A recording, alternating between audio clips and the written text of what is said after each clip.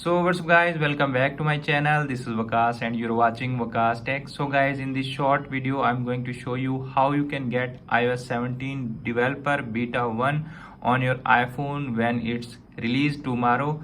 You can easily get that before get others. So let's start video without wasting any time. Make sure you install that developer beta in your primary devices because it's a new update and maybe have any bug. Firstly, you need to open your app store. Okay, in app store you need to search here Apple developer. Okay, you can see appears on screen.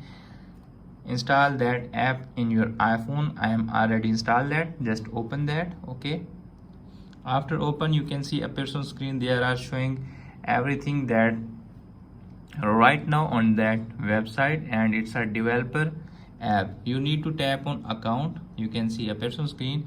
Okay, sign in with your Apple ID. After sign in you need to pay that, and after paying you need to install a profile from here. I am already installed. After that I am going to show you how you can get that.